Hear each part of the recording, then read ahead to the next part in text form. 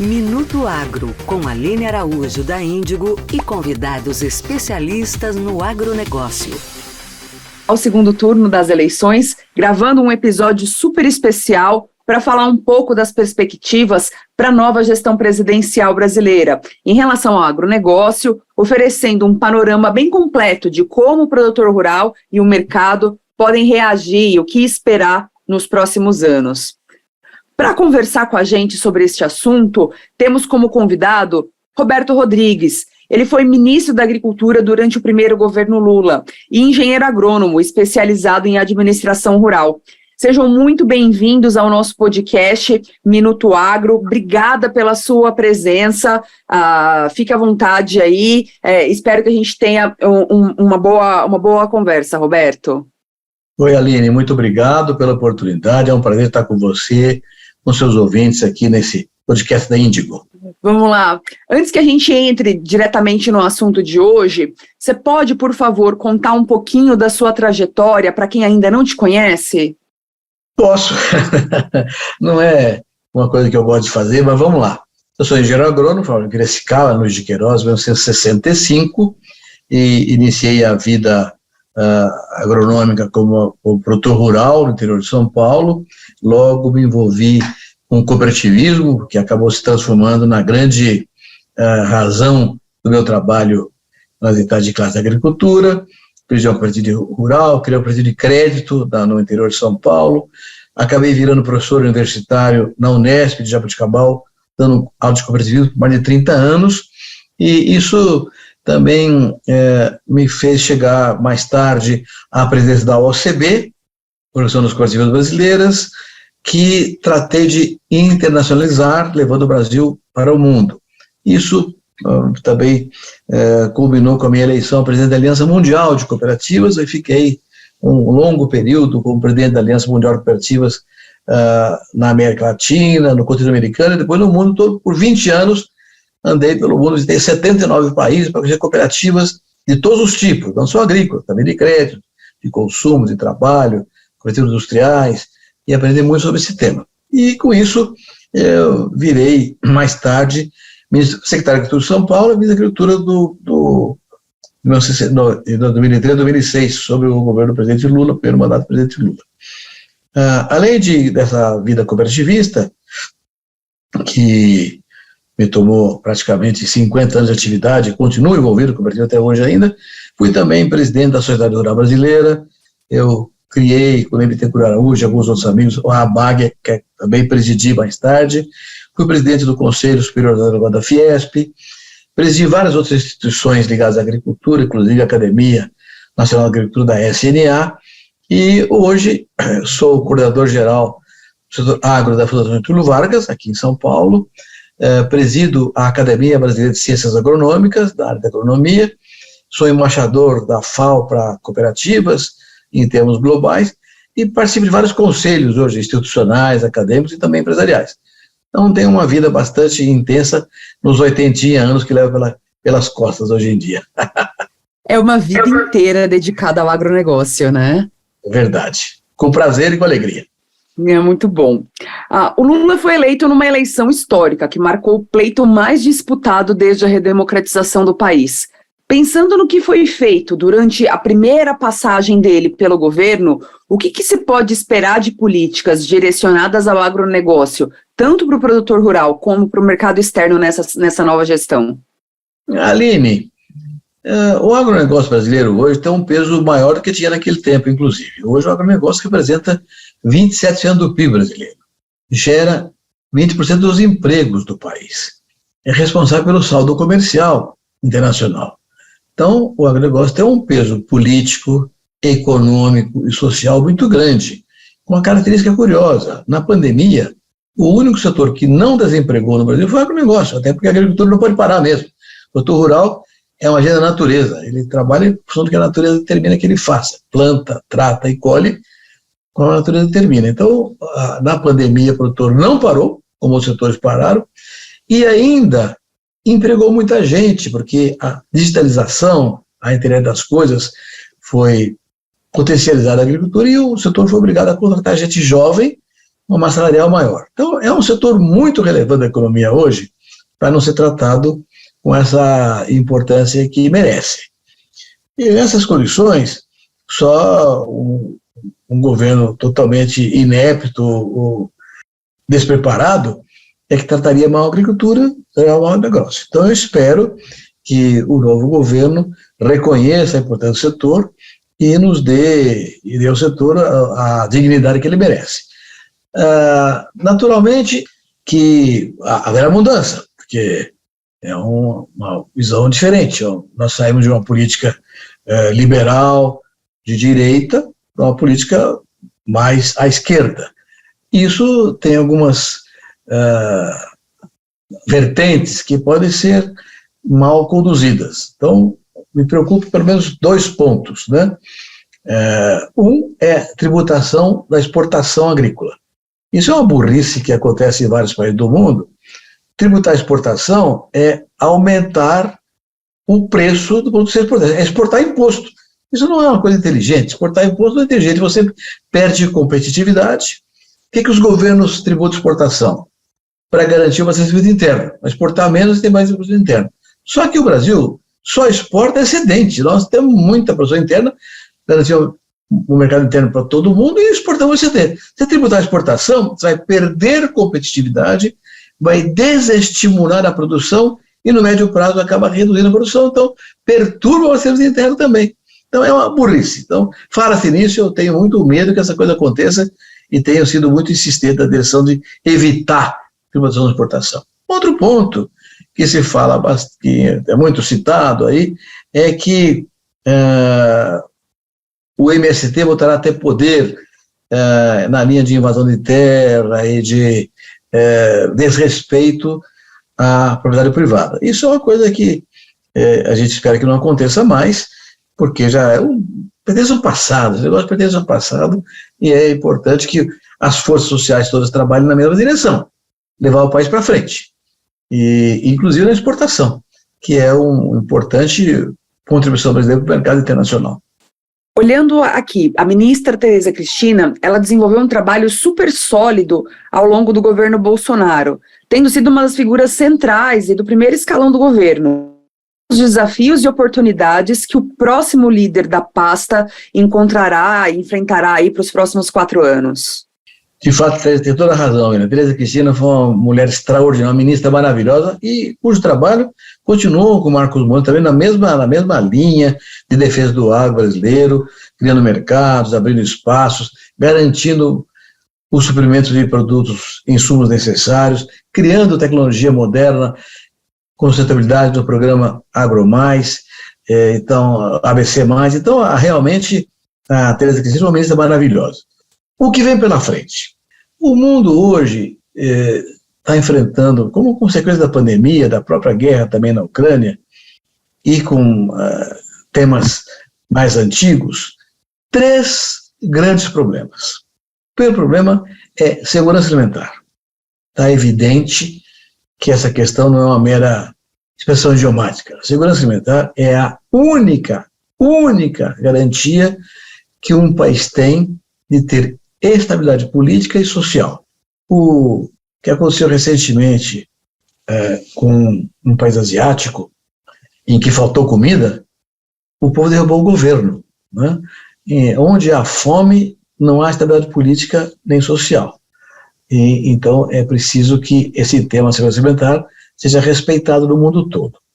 E o que acontece com a pandemia, quando explodiu a pandemia em 2020, no março de 2020, os países que não eram autossuficientes, grandes países, sobretudo asiáticos e também africanos, correram ao mercado em busca de alimentos. Para quê? Para garantir segurança política e social para si mesmo, em suas populações. Só que os estoques globais eram baixos, por causa de safras pequenas anteriores, e a oferta não acompanhou o crescimento da demanda. Resultado, inflação de alimentos. Os preços dobraram em dólar no mundo todo, né?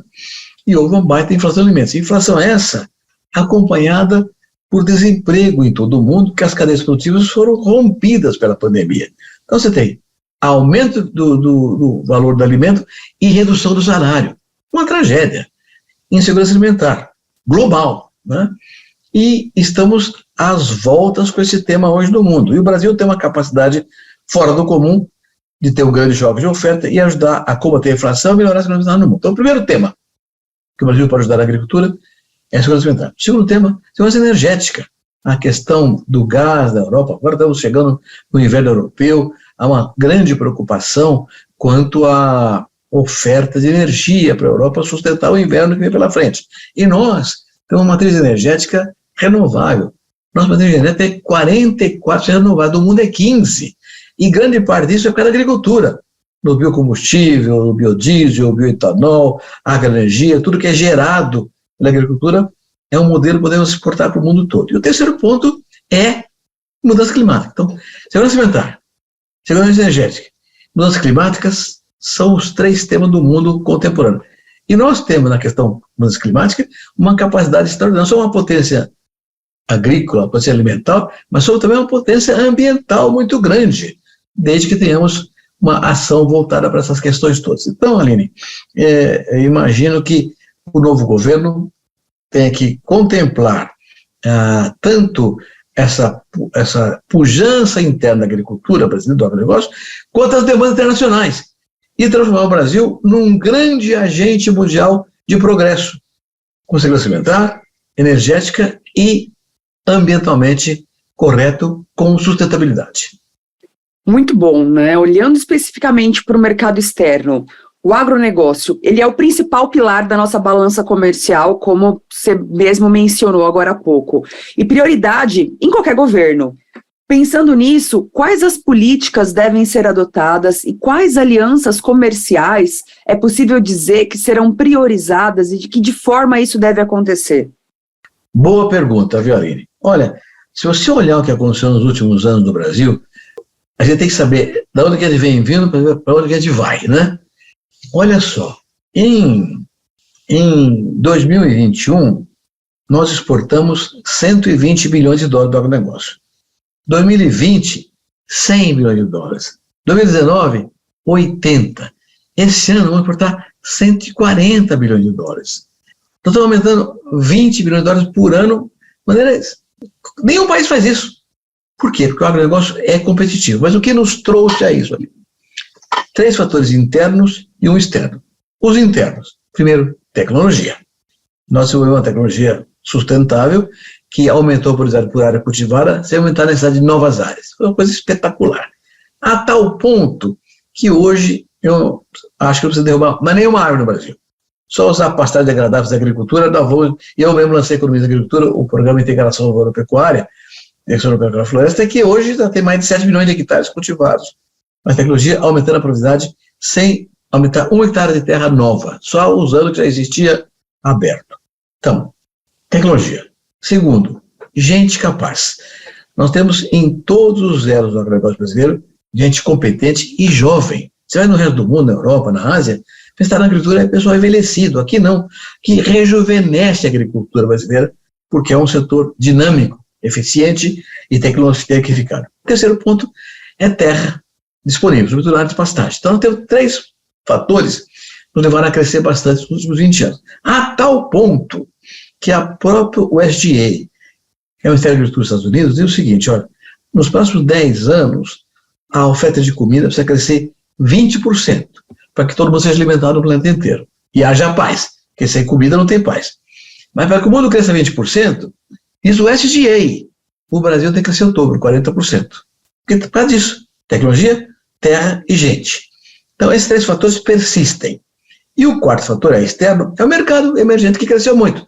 Os países emergentes, países em desenvolvimento, são aqueles cujas populações são maiores e a renda per capita cresceu mais, portanto a demanda cresceu mais. Então esses 4 fatores somados permitiram ao Brasil avançar com exportações crescentemente. Os 4 fatores persistem, não é? Mas a pandemia fez com que outros países interessassem em produzir mais, para exportar mais também. Então é possível que haja um choque de oferta pela frente aí. Dadas as circunstâncias, para que a gente mantenha a competitividade, temos que ter uma estratégia que contemple pelo menos 5 pontos principais. O primeiro ponto é acordos comerciais, como você perguntou. Nós temos que fazer acordos comerciais. Nós não temos, a Tereza Cristina fez vários acordos, muitos, 60 acordos comerciais para nichos, produtos ou países importantes. Mas nós vamos fazer acordos comerciais com grandes países. Por exemplo, o acordo da União Europeia e Mercosul está patinando há 3 anos, não sai do lugar. Tem que cuidar disso aí. Mas acordo comercial com a China, com a Índia, com a Indonésia, com os países do Oriente Médio, com os Estados Unidos, com a América Latina, tudo. Então temos acordos comerciais grandes que permitam ao Brasil continuar crescendo e exportando. Não adianta nada aumentar a produção aqui, não tiver quem compre. Então é preciso ter acordos comerciais. E sobretudo, que esses acordos comerciais também contemplem a agregação de valor. Nós não podemos ficar a vida inteira exportando commodity, temos que exportar o do valor agregado, industrializar. Isso importa uma discussão de governos junto ao OMC, porque a escala tarifária seja mitigada. Então, primeiro ponto, acordos comerciais. Segundo ponto, infraestrutura logística, né? Nós crescemos muito no Centro-Oeste, uma agricultura extraordinária, o que os gaúchos fizeram, paranaenses, Catarina, mineiros, nordestinos, foram para o Centro-Oeste, conquistaram o Cerrado de uma maneira espetacular, transformando o Cerrado no Maracanã, onde vai ser jogada a partida final da Copa do Mundo da Alimentação, nós vamos ganhar essa Copa do Mundo, mas a ferrovia não foi, o porto não foi, o armazém não foi, então precisa ter logística e infraestrutura que permita o crescimento das exportações de maneira competitiva. Isso só vai ser feito com parceria público-privada, PPP, porque o governo não tem dinheiro para fazer uma logística como o Brasil precisa hoje, do tamanho que o Brasil precisa hoje. Então tem que ter parceria pública. Para ter PPP, tem que ter as reformas essenciais, reforma tributária, reforma do Estado, que gerem segurança alimentar e confiança no investidor. Então, e eu acredito hoje que o novo parlamento brasileiro tem uma postura mais conservadora e pode cuidar dessas questões com mais agilidade. Então, primeiro ponto, acordos comerciais. Segundo ponto, logística e estrutura. Terceiro ponto, tecnologia. Um país que não investe em ciência e tecnologia mata o seu futuro. Nós precisamos investir mais em tecnologia, inovação, e que leve também à condição da defesa dos produtos biológicos, de origem biológica, os bioinsumos, de uso defensivos, biofertilizantes, que tem que crescer no Brasil de maneira bastante sustentável. Um quarto ponto é a política de renda para o campo. O Brasil é um país que ainda não tem uma política de renda integrada para o campo. E eu defendo uma política de renda com 4 pontos. Seguro rural, crédito privado, tecnologia e preço de garantia. Uma política dessa natureza, nós vamos tocar para frente o projeto avançando. E o quinto e último ponto, Aline, eu diria o seguinte, que esses 4 primeiros pontos são um pacote estratégico, tá certo? Agora, a beleza, o que embrulha o pacote, o que é o papel de presente, é a sustentabilidade. Então, nós temos que ter uma agricultura sustentável de fato, porque a sustentabilidade hoje é sinônimo de competitividade. E para isso, algumas coisas são essenciais. Defesa sanitária é essencial, para a gente poder avançar. É preciso acabar com as ilegalidades que nos mancham hoje, desmatamento ilegal, incêndio criminoso, invasão de terra, garimpo clandestino. O que é ilegal tem que acabar. E leis têm que ser implementadas. O Código Florestal, por exemplo, uma lei maravilhosa, tem 10 anos, e não foi implementada. Então tem que cuidar de que as ilegalidades sejam eliminadas para que a nossa imagem triunfe com aquilo que temos de melhor, uma agricultura sustentável e competitiva. Com esses temas todos, teremos uma condição de avançar comercialmente no mundo inteirinho. E, por cima de tudo, uma visão central da organização do setor produtivo. E aqui o papel das cooperativas agropecuárias, dos sindicatos rurais, das associações de classe, é um papel cada vez mais relevante na modernidade. E falando agora em relação às questões econômicas, que tipo de cenário o senhor consegue prever para esse primeiro momento, principalmente os próximos meses, antes da posse e para o primeiro ano de governo? Acredita que vão ter muitas mudanças nessa área? Aline, a economia, ela tem algumas regras universais que têm que ser respeitadas. Primeira, nós temos que combater a inflação a qualquer custo, tá certo? Qualquer governo que entra combate a inflação. Então, esse é um tema que tem que ser, obviamente, considerado. Segundo tema, são taxas de juros. A taxa de juros é uma questão que determina o combate à inflação. Então tem que ser tratada com o rigor necessário, com independência do Banco Central, né? Um terceiro ponto é a questão cambial, né? São as macroeconômicas que definem a situação econômica do país, como é que ele vai se comportar. Então, todos esses processos, e aí entra também o comportamento do mercado via bolsas, né? Como é que a flutuação cambial acontece, tudo isso depende muito da orientação política do governo, né? Se o governo tem uma orientação política voltada para o mercado, com uma ação de caráter pró-mercado liberal, com defesa dos mais fracos e proteção aos mais fracos, então esses elementos centrais da economia serão positivamente conduzidos e teremos uma solução positiva. A gente precisa considerar, porém, que hoje vivemos numa economia globalizada em que há inflação na Europa, há inflação nos Estados Unidos, há problemas de redução de economia na China, que é o grande mercado nosso. Então, há um cenário global um pouco complicado como resultado da pandemia, né? Os sofrimentos que a pandemia trouxe ao mundo todo. Então, não é um cenário global que facilita as coisas para um governo nacional como o nosso. Então, é preciso ter muita atenção com esses processos internacionais para que a economia interna não seja contaminada pelos problemas externos e não perturbe o setor produtivo e a geração de emprego. Nós temos que gerar emprego. A base da economia moderna é um emprego sustentado que garanta o mercado funcionando com justiça e com equilíbrio. E ainda sob o ponto de vista econômico, qual que você acredita que será a política adotada pelo presidente Lula em relação à inflação, juros e os possíveis impactos diretos no agro? Aline, a inteligência do processo está em combater as questões que você citou aí. Trabalhar com equilíbrio, garantindo estabilidade ao sistema produtivo. E o agro é um setor que se ressente muito da inflação. A inflação destrói o agro. Nós vivemos isso 30 anos atrás, antes do Plano Real, foi um sofrimento horroroso para nós todos, né? Muita gente quebrou por causa disso. Então, nós não podemos aceitar a inflação como um processo normal. Também o câmbio tem muita influência na agricultura. Nós importamos 85% das que consumimos no Brasil. Então, o câmbio é importante para nós nas exportações.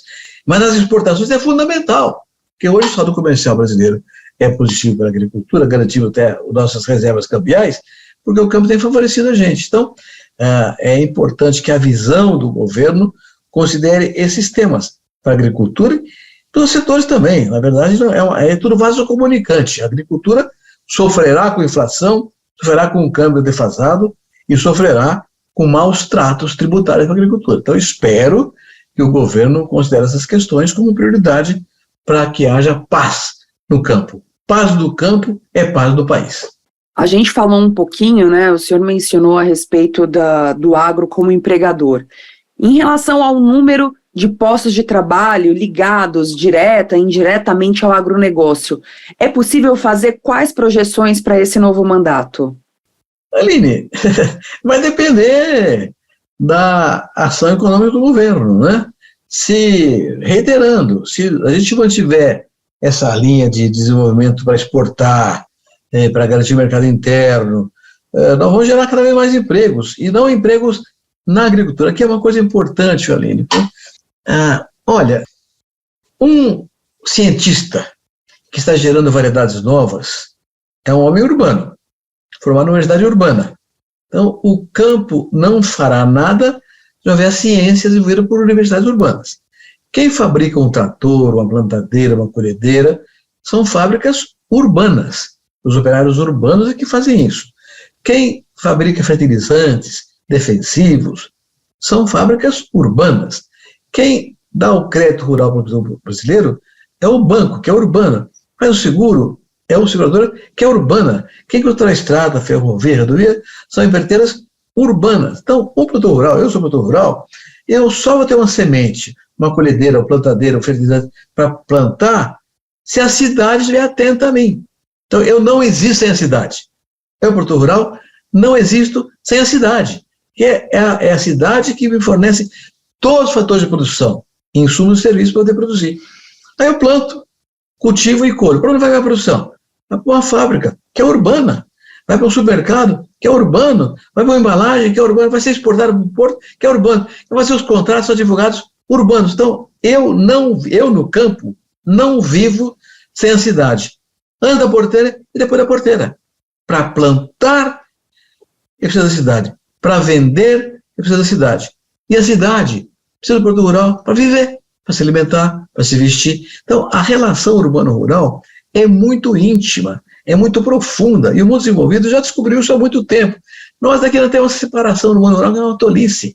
O campo e a cidade são metades do mesmo corpo, o corpo do povo brasileiro. Não há um cidadão que não trabalha com agricultura.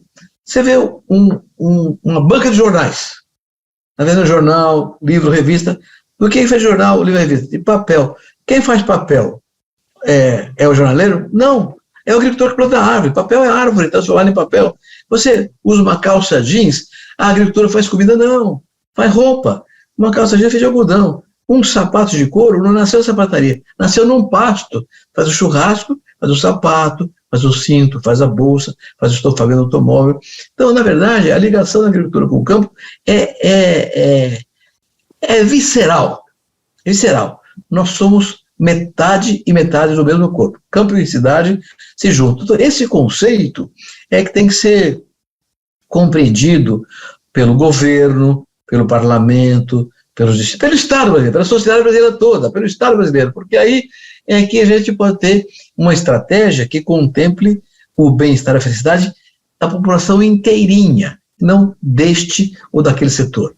Ou seja, um governo tem que trabalhar para todos os brasileiros, do campo, da cidade, de tal forma que haja um desenvolvimento equilibrado e harmonioso e todos possam ter acesso às questões centrais do humanismo: educação, saúde, segurança, transporte, habitação, essas coisas que são óbvias e centrais para qualquer governo.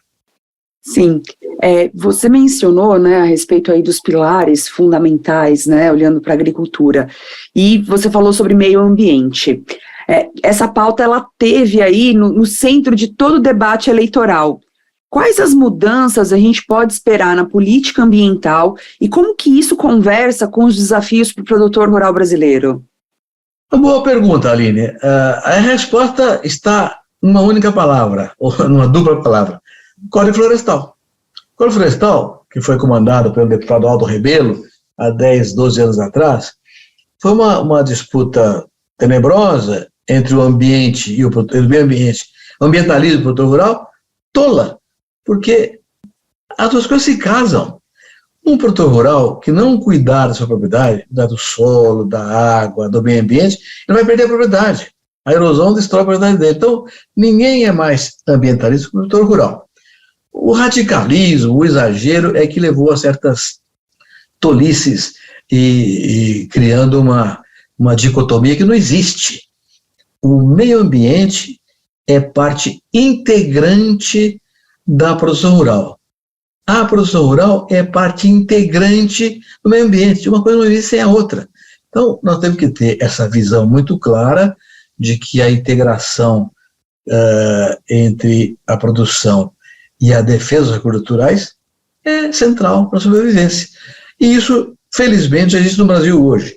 O que temos que fazer, porém, na política ambiental, é acabar com o aventureiro, com o bandido, que desmata ilegalmente, que bota fogo, que invade terra, que grila terra, que faz exploração mineral clandestina em terra de índio, em terra pública. Tem que acabar com o que é ilegal. Isso é que tem que ser feito na questão ambiental. O resto é natural. Nós já somos ambientalistas e temos o Código Florestal mais importante e mais rigoroso do mundo. Basta cumprir o Código Florestal. A gente, infelizmente, está chegando já estamos caminhando para o final da nossa conversa, né? E antes de terminar, eu gostaria de deixar aqui uma última pergunta, ainda sobre a temática, né, do meio ambiente. Olhando um pouco sobre o futuro da agricultura, falando em cadeias sustentáveis e crédito de carbono, como que você enxerga esses mercados? Olha, agora vai ser regulamentado, agora esse mês de novembro, lá em Sharm el-Sheikh, no Egito, vai ser regulamentado o mercado global de carbono. Vai ser definidas as regras, quem vai cuidar disso em termos universais, como é que a coisa vai funcionar. E acho que tem um enorme potencial no Brasil. Já falei isso, o Brasil é uma potência agrícola, também é uma potência ambiental. Nós temos uma capacidade de ser um grande mercado gerador de divisa para o país, vendendo crédito de carbono. É preciso regulamentar isso bem, de tal forma que o produtor rural seja beneficiado, porque senão, se você coloca o benefício no seu financeiro já tem muito benefício, precisa distribuir isso para que toda a sociedade participe desse processo. O crédito de carbono, que é gerado pelo produtor rural, tem que beneficiar o produtor rural, porque ele beneficia a sociedade como um todo. Então, eu tenho muita expectativa positiva, inclusive criei na Fundação Getúlio Vargas, por determinação da direção de Getúlio Vargas, na minha área que é de agronegócio, um observatório de bioeconomia. Esse observatório tem por objetivo um observatório tecnicamente conduzido, rigorosamente conduzido por gente muito competente, para estabelecer as métricas brasileiras em relação a emissões, sequestro de carbono, emissões de gás de efeito de estufa, porque para não ter que engolir a métrica que vem da Europa, dos Estados Unidos, tem que ter a nossa métrica para discutir igualdade de condições tecnicamente com os países desenvolvidos. A vida inteira engolimos o que eles fizeram, agora não aceitamos mais isso não. Então, na Getúlio Vargas foi criado um observatório para estabelecer métricas consistentes para a gente possa debater e trazer para o país e para o campo um mercado de carbono de verdade e não artificial para interesse do sistema financeiro apenas. Muito legal. Esse episódio ele está chegando ao fim, infelizmente. Foi muito bom aqui esse nosso bate-papo. Eu espero que quem está aqui nos ouvindo, os nossos ouvintes, tenham gostado. Obrigada por nos acompanhar até aqui. Queria agradecer demais pela sua participação, Roberto. A nossa conversa foi incrível e deixar aqui o espaço aberto para alguma última mensagem que você queira deixar para o produtor rural que está nos ouvindo, aos nossos parceiros aí, seguidores do nosso canal. Aline, obrigado. Eu agradeço pela oportunidade e eu vou dar uma mensagem final, sim, que não posso perder a oportunidade de falar sobre isso. Dizer algumas coisas. Primeiro, que o preço da liberdade é a eterna vigilância. Nós temos que estar atentos aos processos todos agora e impedir que injustiças sejam feitas e que irregularidades sejam cometidas. O Brasil está destinado a ser o campeão mundial da segurança alimentar. E, portanto, está destinado a ser o campeão mundial da paz, porque não há paz onde houver fome. Se nós temos esse destino, é preciso que nos empenhemos para conquistá-lo. Ele não está dado, ele está oferecido para o Brasil.